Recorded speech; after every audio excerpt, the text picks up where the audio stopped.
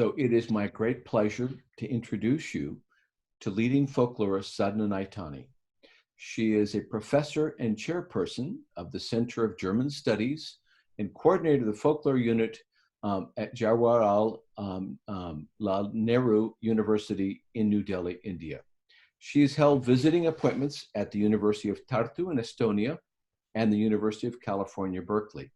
Her PhD focused on European folklore, specifically on German folk songs from the 17th to the 19th centuries. Dr. Naithani's area expertise, which includes Germany, India, and many areas in which colonialism has included the collection of folklore as a central part of his agenda, is as versatile as her talents, which include, in addition to her role as a folklorist, fiction and filmmaking. Her books include In Quest of Indian Folktales, Pandit Ram Garib Chaubey and William Crook, The Storytime of the British Empire, Folklore Theory in Post-War Germany, Folklore in Baltic History, published just last year, and a novella, Elephantine. She is also the editor of Folktales from Northern India, often in collaboration with documentary filmmaker Sudhir Gupta. She has created a number of films that traverse borders between her folkloristic research and documentary filmmaking, recently focusing on the resurgence of village life in Germany.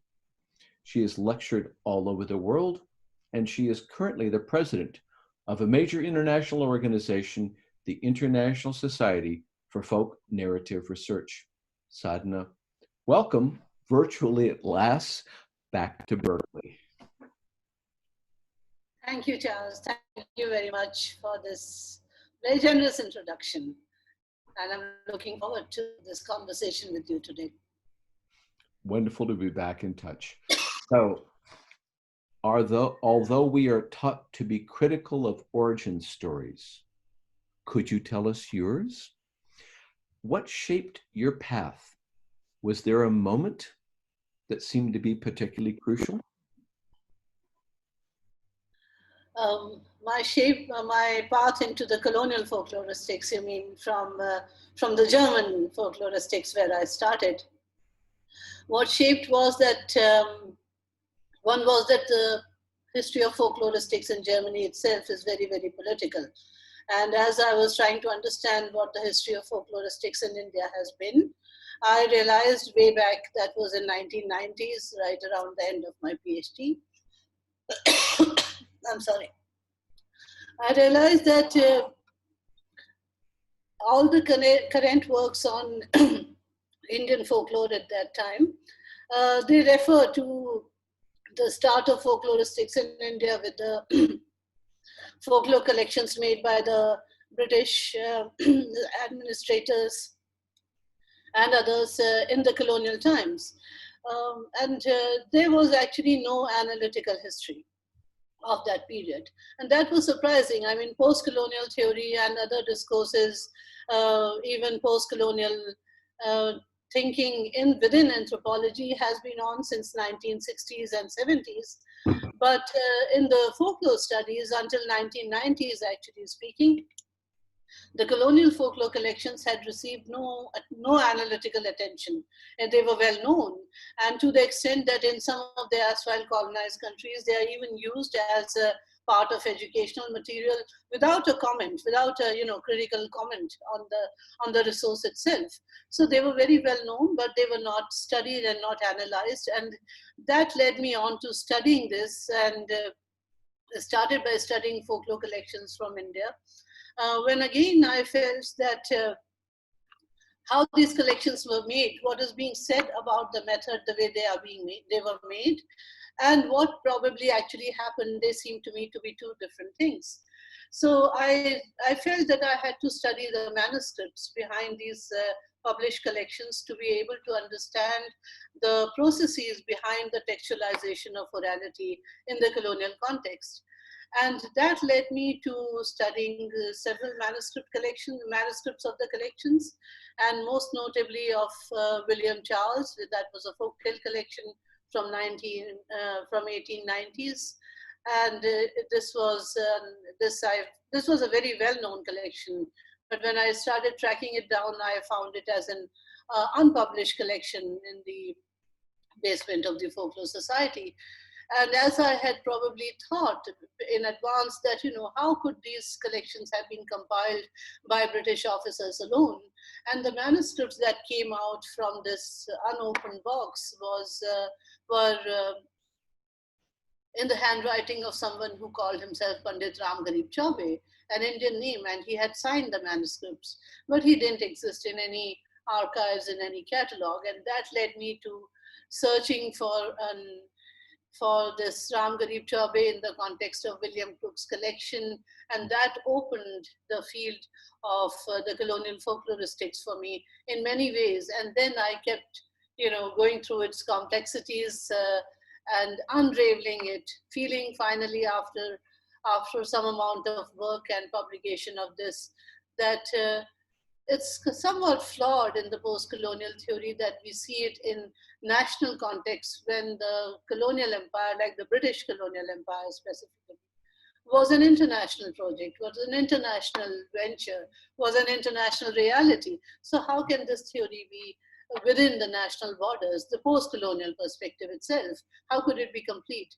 That made me look at folklore collections from across the British Empire and take it at that level of abstraction. It's not that I knew folklores of various other places of Africa or Australia, but what the British were writing and what were the elements of that discourse and what was its use then and what is probably its use now. So these are the things, this has been my path into colonial folkloristics initially and has gone into other areas also where, I think today we also need to broaden our understanding of the term colonial in some ways. So that's what it has been essentially. That's fascinating. Well, I'll try to ask you to expand on that particular point in a moment, but maybe you could tell us. So here you are looking through the archives of the Folklore Society, and you come across a massive trove of unpublished manuscripts by Chaube. How did you feel at the moment? Really, Charles, if you put me on that drift, it's a very different drift, really speaking, and maybe some of it becomes visible in the writing, but not all of it can ever become visible. Exactly the moment that you say, I had this in fact, my first paper called The Colonizer Folklorist, before this research, it said at the end that there is a missing discourse here, and I was specifically thinking of the involvement of Indians, so to say, and beyond what is said as native assistant. And here, when I asked for this material at the Folklore Society Library and Archive, and I was said that we have, something in the basement which we can bring for you. And what came for me was this, this archival box, 2 boxes.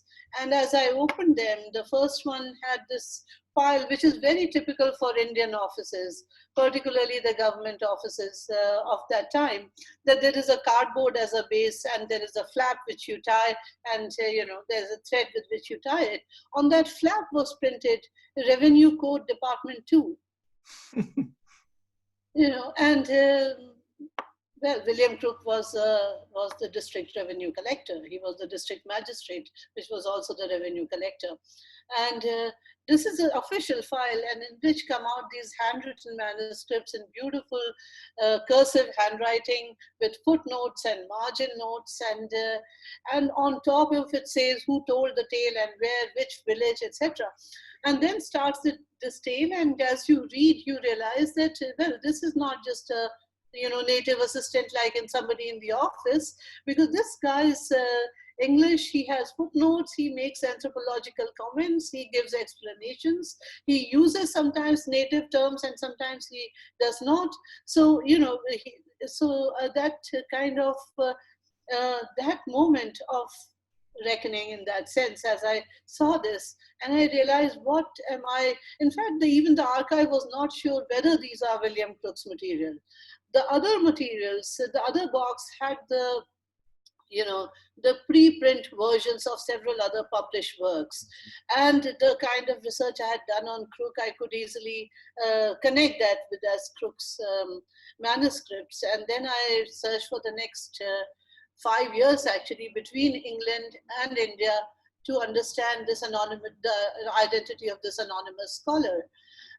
Another time, it took me 2 years to get the permission from the British from the Folklore Society London to take this uncatalogued material for study, etc. So after 2 years, when I went back, I had the permission, and the archivist very nicely stood with me at a photocopying machine, and we very carefully photocopied these 2,000 plus pages, and over 5 days. And that last evening when I came out, it was about 7 p.m. and it was a bit it was already kind of dark and it was raining a bit, and I had this rucksack in which I had these materials. And walking through the streets of London that evening, I mean, I had this very crazy relationship with London. I understand that city, and it can make me very angry, and it can make me very comfortable because I understand so many things. So that evening, I really don't understand how I did not actually come under or something, because I was not watching. My mind was seeing something else. By the time photocopying came through, I knew Chaube's story in quintessential. I knew that the man had not been acknowledged for his work. I knew that the man had inserted himself in the margins. I knew that the man lost his mind at the end in the context of all this. So, I mean, I was carrying, like the weight of that story on my back, and I still feel it. So as Chaube came out as this person who was also, apart from being capable, his self-awareness, his self-consciousness, and his sense of history. That's amazing, that he's able to see that he is doing something by which he is introducing, through Crook, but he is introducing the culture of his land. And he knows that he does not have the control on the final. And he knows that he may not be acknowledged for it at all. But yet he finds himself totally obsessively committed to it. Now, this is where I think, what happens is that this situation, for me, it challenged the bipolar notions of colonialism and colonial world as laid out also by a fantastic work of Edward Said. But the bipolarity, there is a complexity involved, the complexity that is human mind, that's human beings, their relationships, and that they exist in certain contexts. And maybe because I come more from the philological and narrative streams into this, I saw what's happening to these characters in the process, not only what they are doing and putting out, but how it is transforming them within. Both Crook and Chaube experience a process of transformation through this interaction. And I think that's also extremely important for our understanding of these works, as to not only what they meant to the system of colonialism, which they did, but also what it meant to the people who were involved in it. And that Crook's emergence, Crook and Chaube's relationship. In the beginning, I would have also thought, and so did many others, that Crook was a crook, without the E at the end. But when actually Chaube's letter to him, which Chaube wrote 4 years after Crook went back to England, that comes out, and you see, no, that is far too simplistic and understanding. And that's when one questions that even after returning to England, Crook published several books. He was knighted. He had access to publishing. Why did he not publish this collection? Why did he leave it in Chaube's handwriting in a box in the Folklore Society archive when he left all his other papers in the Royal Anthropological Institute? And in that Royal Anthropological Institute papers is this letter by Chaube, a 50-page letter, in which he is, in which he talks of his relationship with Crook and what they did and all that. And a man like Crook, with such an eventful life, archives in his personal papers one letter, and that's by Chaube. It was for me as if, as if somebody was leaving some signs for you to connect the dots and to work out what was, and yet be left with questions. Why did Crook not publish, for example? And I thought that I would leave the questions as questions, because not everything actually can be answered ever. Yeah. That's fascinating. Well, as you think about actually working along a borderline, you have a very unusual career in that, in some sense, you've worked in the European folklore, sort of one of the centers of attention, Germany, and also worked significantly and teach in India. How is that, which is quite unusual, how has that shaped your own perspective and your research to be working, right, in such different places? Well, in that sense, actually, I think it's a very hermeneutic question. I think how is it, how is it connected in the mind? I think I have learned to live with it without much effort. Two, I think as a post-colonial person, we exist in several planes of reality. I think right from the beginning, the very fact that we in India and other ex-colonized countries, that one grows up as a multilingual being. You're never one person. You're never with one language, and therefore you are also not, one mind in that sense. You are as many languages as you know, as they say. So and I think so that perception of plurality or your existence at different levels is something which is kind of a given reality. As far as researching in Germany, I have researched in several places, a lot more probably also for my postdoc researches in England, or for my Baltic research in the Baltic countries where I didn't know the language, and that's a totally different experience of how you how you research actually when you do not speak the language.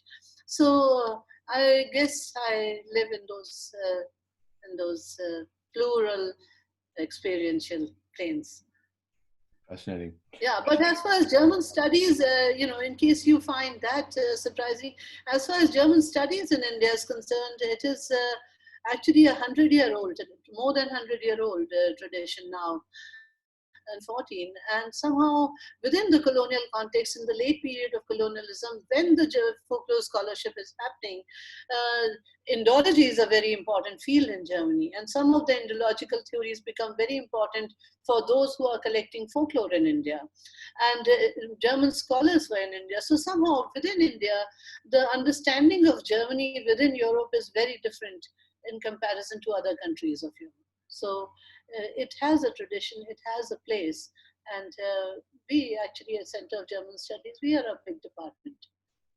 So I don't find it surprising. I find it wonderful. I think it's quite fascinating to have such different sites, and of course, a classic move of returning the gaze. Right? No, I think it's very powerful. So if I could insert my own voice here just for a moment, I think folkloristics, say particularly in the United States, stands at a very crucial juncture right now as a global anti-racism movement challenges scholarly business as usual. Our students, including those here in the University of California, Berkeley Folklore Graduate Program, are demanding critical attention to how scholarship reproduces white supremacy and to the voices of non-white scholars who have long challenged it. Now, working on colonial folkloristics from India, these issues are hardly new for you. And I would like to explore from several different angles in the time that remains, ways that you and your work can help us inform this sort of emerging global debate about folkloristics. So let me ask you initially, what is it, especially with this vantage point both on German folklore and on British colonial collecting in India and South Asia and in other areas, what is it about folklore that has granted it, and the way it's studied, such a central role in producing and reproducing Eurocentrism and racial hierarchies? Why folklore? Why is it so important here?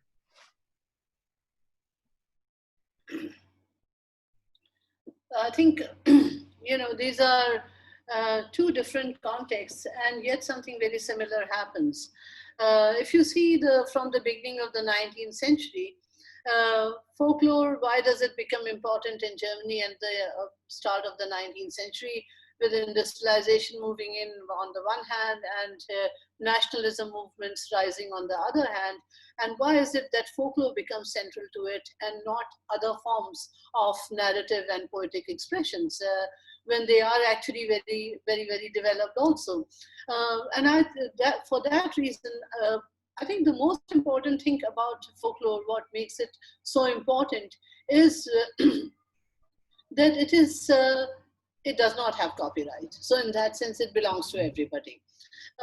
And it's spread across the social divide. It is not limited and I mean, as many societies as I have seen, it's not limited within one section of the society. One may like to say that, folk belongs to a certain section and elite, folk versus elite. But folklore, the texts of folklore, they actually cut through this, and they, in that sense, are the cultural repertoire that we all carry in our mind as stories, as images, as phrases, as words, as objects also that we carry in our mind. And I think that prevalence of it is what makes it so central.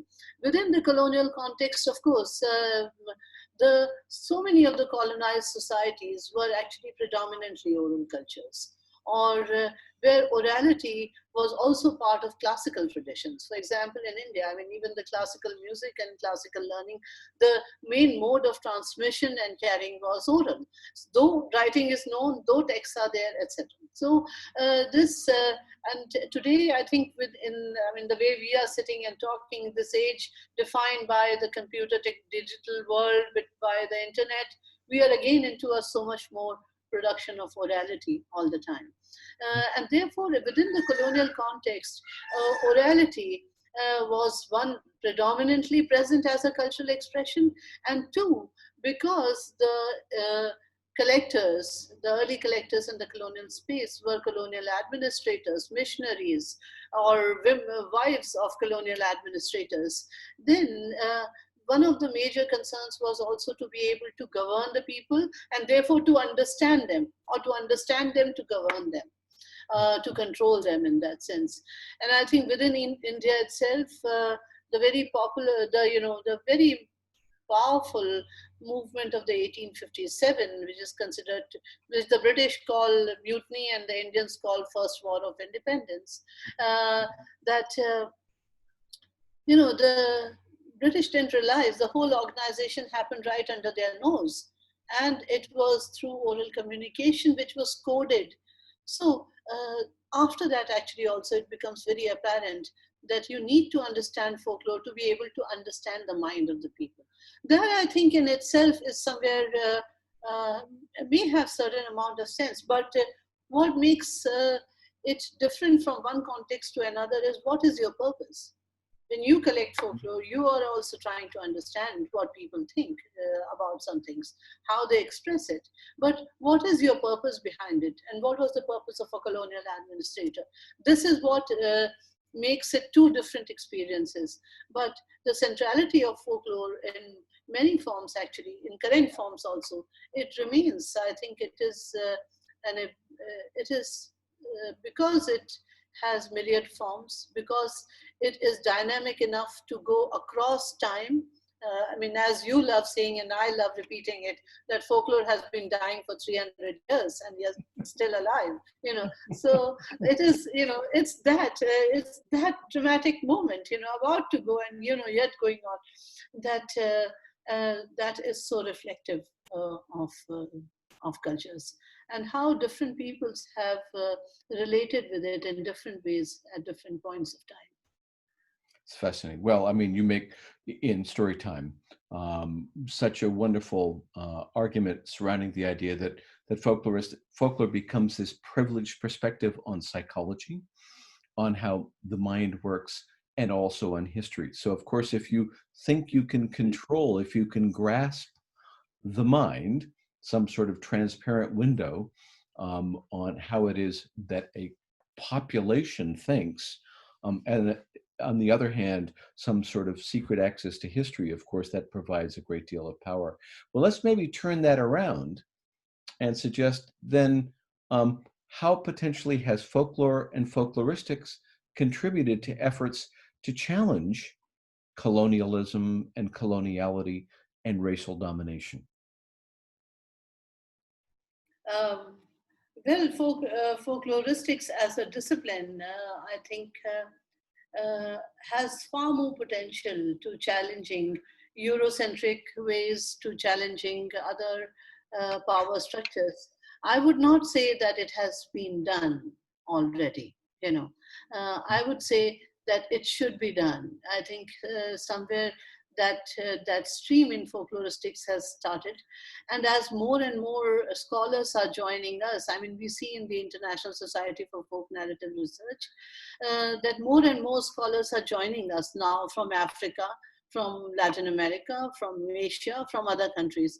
And as they make their work comes out increasingly, I think it's going to make a far bigger difference to the issues of colonialism and coloniality than it has done so far. Having said that, I think your work, for example, speaks to colonialism, to coloniality in a major way, and lets us see how um, how certain power structures, particularly intellectual power structures, they are generated in a certain context, in a certain historical and temporal context. They are generated, but they continue to exist over a longer period of time. And the same is with coloniality. And I think even if we this in this book of the story time of the British Empire, and as I said today also, that the fact that today also the works produced in the colonial times carry that weight which they have done for a long time and which continues to remain because other works have not been produced to the same extent, right? So, so that and that also for the colonized, also these have become their only windows to the 19th century folklore. For example, if I have to look at 19th century Indian folklore, what are my sources? Well, because if sources are written, then what are my sources for 19th century? My sources are the British sources. And in some senses, that critical perspective also has its limitation by the fact of the situation. Am I answering your question? Absolutely. I wonder if you could place into this complex relationship, not a binary, of course, because we know that, hegemony and resistance are not a binary, but are very complexly enmeshed and shifting. Where would you place Chaubi? Where would you place, right, the Indian folklorists who were working in collaboration with the British colonialists? How would you place them in this complex matrix of power? Uh, well, I would, one, of course, I place him that he is one of those who enters the building. You go in, you are there, and then you are trying to play a role. So Chaube's own role, what is his own role in his mind? Why does he value it? So we have to see that Chaube already towards the middle of the century, he must have been born. We don't have his date of birth. He died in 1914, but he must have been born somewhere around the middle of 19th century. And so by the time he was one of the first graduates of the Presidency College in Calcutta. Now, he himself, if you see, has gone through the process of education, the kind of education that was established within the colonial context. Okay, now he has a degree and Crook has a degree. Chaube has a degree called Bachelor of Arts, BA, and Crook has a degree called Bachelor of Arts, BA. He has it from Trinity, Dublin, and Chaube has it from Presidency College, Calcutta.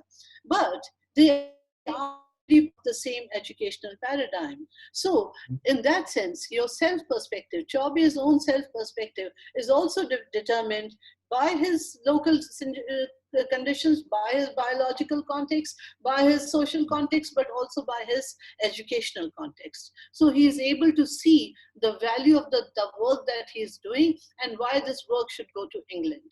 I think that's that's one placement where he decides, instead of getting out of that role, although he knows he's not being acknowledged, instead of leaving the table and saying, I'm going, I'm not doing this, no, he decides to actually do it and insert himself in the margins. If we go through those manuscripts, there are so many different ways in which he is revealing his identity as a scholar.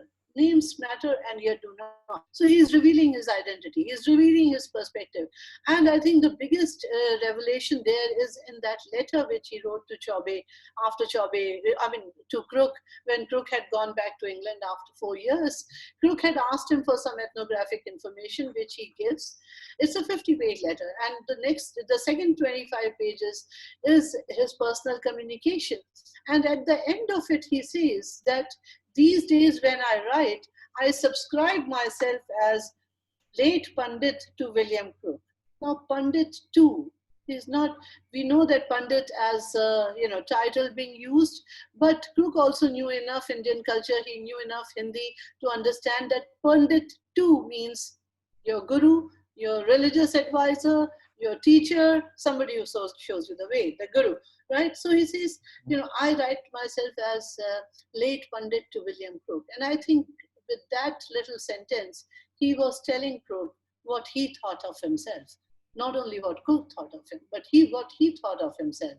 So though in the objective world, his position is that of, subordinate to Crook, but actually speaking in his own mind, his position is not subordinated to Crook. He realizes he is the teacher who has taught Crook what he has taught. A more complex question, Charles, is what is Chaube's position today? Where does he belong? Somebody like him, actually, if you see, where does he belong? Does he belong into Indian folkloristics? Does he belong into British? Does he belong, because he wrote in English, should he be studied in the department where Indian English literature is studied? Or should he be studied in a department of Hindi literature, because these tales actually came from various dialects of the Hindi language, and he was such a he was such a prolific person, and he knew so many dialects of the Hindi language that he translated them into the English language. Where does he belong? Where does he exactly belong? I mean, if you think of Grimm's in the same century doing that within their nation, their position is clear, but the position of the colonized was confused then and is confused now. Where do we place Chaube? And therefore, sometimes my fear is, after this it's now 10 years of the story time of the British Empire, and more for the Crooks coming out, that will somebody like this fall through the crevices? Mm-hmm. I mean, that question with Gayatri Spivak raised at a point: can the subaltern speak? How does the subaltern speak? So within the discipline of folkloristics, we have the idea of collectors, we have the idea of scholars, but where do we place somebody like Chaube, actually speaking? Can he be seen independently of Crook, or can he only be seen in relationship with Crook?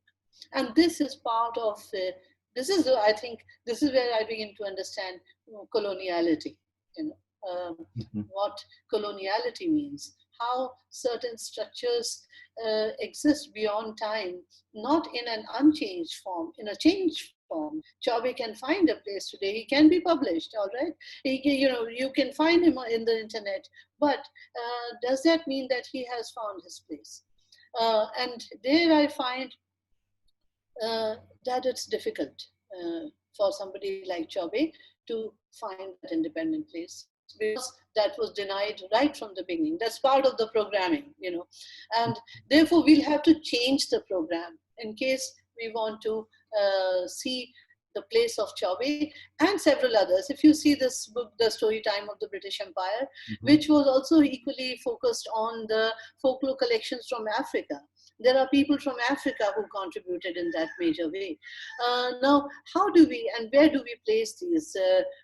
place these scholars. And for that, we will need to change the program, the programming of the folkloristic discipline to some extent, something that we were talking in that paper that we did together, and maybe it should be carried forward through more thinking and through more efforts.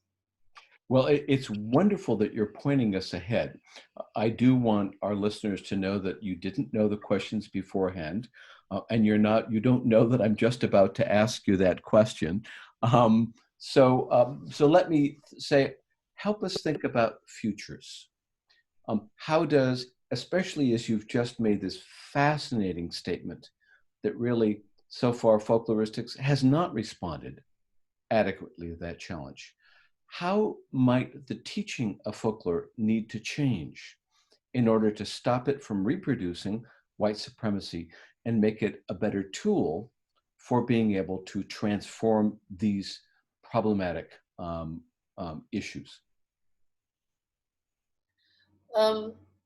One, of course, I think, Charles, I mean, you have referred to it, and I have been watching it also with great interest, what the movements that are happening within the United States, particularly by the native peoples. And a few years ago near Minnesota, against that pipe under the ground, and more recently in Hawaii, with reference to the telescope being placed on a certain site. I have been following this with great interest, actually speaking. And these are situations which are actually very relatable. I mean, if you look at the situation of the tribal peoples in India, it is not actually, it is not very good in any sense of the word. And can they actually determine the way they are seen and the way they would like to be seen? No, but at the same time, what gives me hope when I see the movements in the United States by the native peoples, that if after such a long break and such a suppression which was far more brutal, according to my understanding, than in some other locations, even after that, if these movements can still rise, if these perspectives can still speak for themselves, then I think, the futures are not lost in that sense.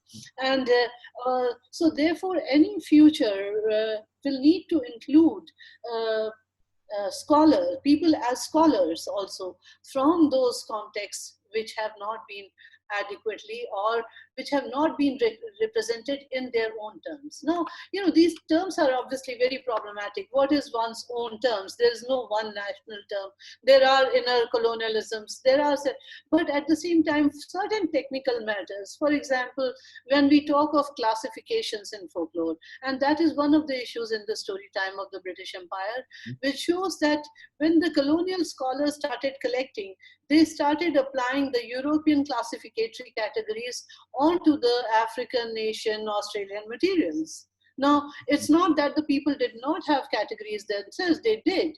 And their categories spoke a lot about the material, right? So sometimes, because classificatory categories are related to gender, sometimes they are related to occasion, sometimes they are related to ritual, sometimes they are related to time of telling, etc. So, the classificatory system is important, and this Crook's own work also shows, other works, that this is something which happened in other areas of anthropological work in the colonial context also, that by what happens when you deny classificatory terminologies or classificatory system of the colonized. What happens then? Is it just a denial? Is it just an absence? No, that absence says that you do not have the science for it. You do not have the theoretical abstraction on it. So it's like saying everybody has language, but do they have linguistics? Are they aware of their linguistics? Are they aware of the system of their language? So now, if you say that I do not have my classificatory system, that means I'm not aware of my system. I am that romantic, Herderian and Grimm's folk who just produces out of instinct. And I do not really classify my own creative, cultural production. Now, so denial of classificatory terminologies then is more than a denial of classificatory terminologies. So in that sense, I think, and that kind of thing can happen. That is a project which really needs to be done thoroughly in the erstwhile colonized spaces, including people in United States or Latin Americas, Africa, India, all, to the extent that it is possible to develop that classificatory system of the folklores from these places, which again will give us that will give us that scientific tool to approach it without the lenses provided by the colonizer. Um, and also, there's one other area which I have been able to touch upon in my research on colonialism, and which I have yet not been able to fully explore, is that what the folklore that the colonizer collectors were collecting and what they were not collecting. No, the glimpses of that came across to me sometimes, and I did a paper called Axis Jump. I think it was published way back in 2002, and that is the stories that the people were telling about the British in that time. Now, that is actually contemporary folklore of 19th century. Right? That's the contemporary folklore. And that is what is, again, never documented, but has it gone missing? Or can we actually still look for it? I think, I have tried this in my life, and I think this can possibly be done more, that the archives need to be approached with a new perspective, and then maybe you'll find new materials. For example, this kind of material, stories about the British, they come out, I mean, it's difficult to find it in the India Office Records Library, but they are embedded there. They are embedded into different kinds of discourses, into different kinds of archival and published materials. They are embedded there. Now, if we are able to, for example, gather that kind of narrative, it will tell us how actually the common people were perceiving the British. So their view of colonialism, indeed. And the same goes for today too. So I think this reprogramming of folkloristics can happen with the involvement of scholars from the erstwhile colonized spaces also. So it's in that togetherness that we can actually develop new paradigms of looking at things. That's a wonderful response. I really like that. I think that really helps us provide a way of being able to think about, the wonderful work of Louise White, sort of looking at the narratives that Africans told about British colonial officials is fascinating. So what might we be able to do with particularly graduate education in folkloristics so that somehow to be able to make sure that we're not at least trying to be able to reproduce the idea of the imposition, right, of the hegemony, the sort of way in which you demonstrate your own expertise by the mode of being able to discern these seemingly universal categories, modes of classification, but in the end, rather being able to somehow look for those things like in your Axis Jump article, those forms that actually return the gaze, that seem to get excluded from the record. How does graduate education need to be transformed to where somehow there's we're first of all not reproducing modes of exclusion of students who might bring in different ways of thinking about folklore and folkloristics, but also ways of being able to find those sorts of materials that were themselves marginalized or erased, and being able to think about different modes that exist somehow beyond these modes of classification. That's an interesting question, of course, but also something that is central to the whole discussion. What is gained if the graduate students do not, feel inspired by those ideas? And I think one of the primary requirements is to be multilingual. If we do not, if we are interested in challenging the paradigms have not been created without languages. They have been created through and with languages. So one of the ways in which I think the graduate students today of folklore particularly need to be multilingual, need to be looking beyond, and that applies also within one language area, which even if your own language area, but the way so the way people of different classes, different groups talk, what do we think about it? How do we think about those languages? So to break the code of to break the code, to be able to reach and to be able to understand the code, the codes of those who have not had a major say, is to actually learn that code first of all. Okay, to only then can one actually break it. So that, of course, today I think also with the technology, with the internet, there are many other entries that are available. The way Garcia Cancellini talks of the exits and the entries, there are many different ways of entries available. Today, I think for the students, the world is in a way far more open. Definitely before COVID-19, and well, I'm sure this will also go away. And so, world is far more open, and not only physically but also virtually far more open. Today, I also find another thing appearing in the internet, definitely in the Indian context, but maybe in elsewhere also, where for for folk artists are themselves putting up their recordings. They are recording themselves and they are putting themselves on the internet, leading us to be able to, one, connect up with them. That again is possible. Two, to, if we know the languages, to be able to interpret the text. And I think the most important being to be able to connect up with those people. And so if I am, for example, working on folklore of region X in India, there is a possibility today that even if I do not find already existing scientific works on them, that I'm actually able to connect up with them and build up from I may have my own biases of my age, which I may not be aware of, but that way we are all in the process of becoming. We are all in the process of transformation. But as far as, and as critically as I can think about myself, as self-reflexive as I can be, on that basis, I would like to then, where I do not have those analysis available, I would like to then connect up with the performers, with the local scholars, for example, and gain, expand my horizons and gain insights. That's wonderful. I think you've touched on this, but maybe as a last question, I might return really to the first question that I asked you, which was about your beginning as a folklorist. But maybe now you could speak to graduate students who are beginning their training as folklorists.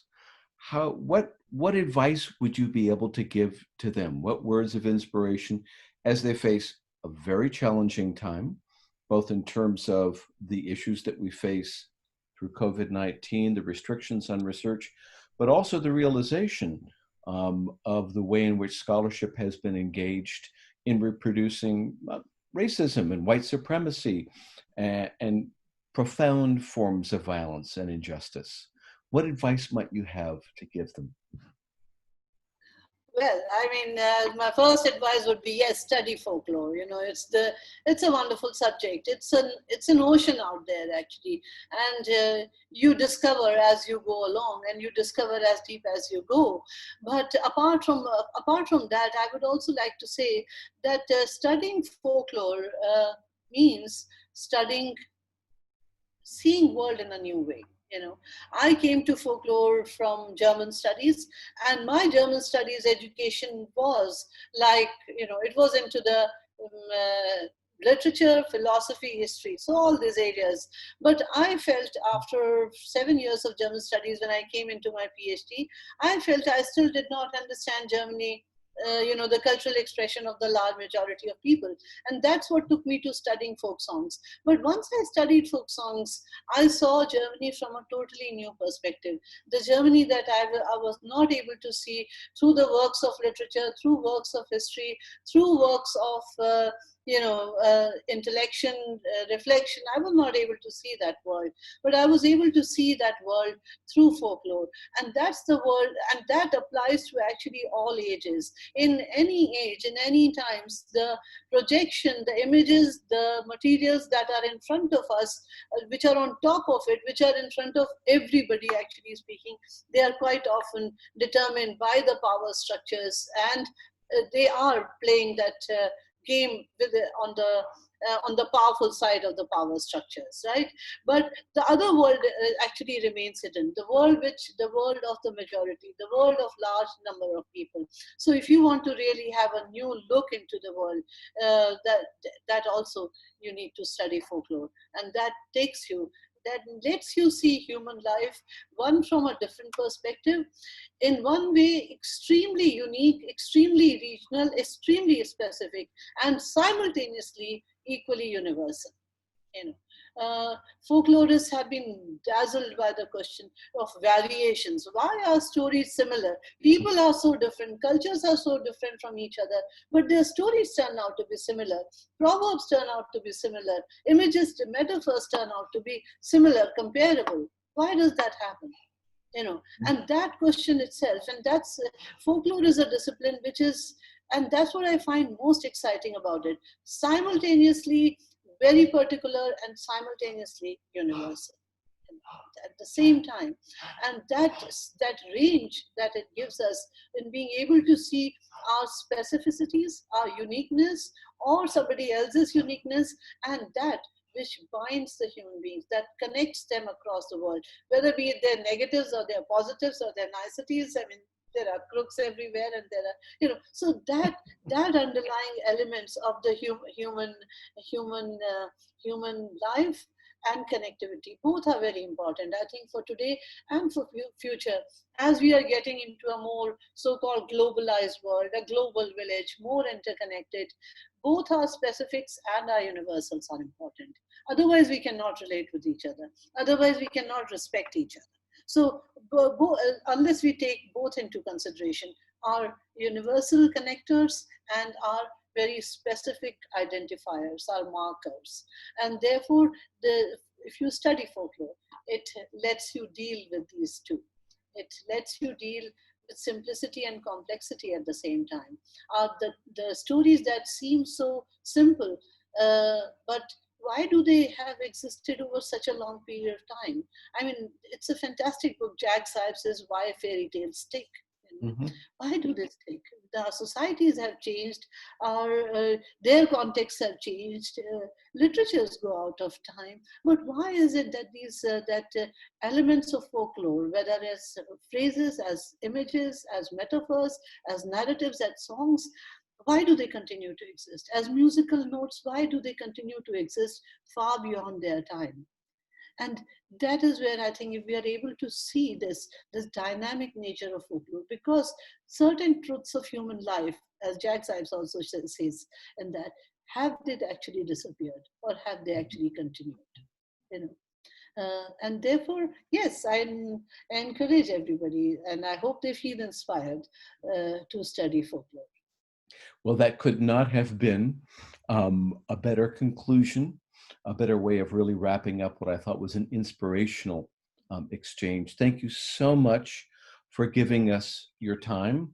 You're a very busy person with your administrative roles and your teaching, and it's a great gift that you've given all of us.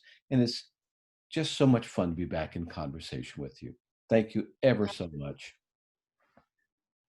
You're very welcome, Charles, and thank you very much for giving me this chance to speak with you again and to speak with students in Berkeley again. And yeah, I mean, my memory of the UC Berkeley that semester is still very fresh in my mind, and also a very inspiring time that I spent in your institution and with your students. And wish you all the very best, and to your students, thank you and bye-bye. Thanks so much.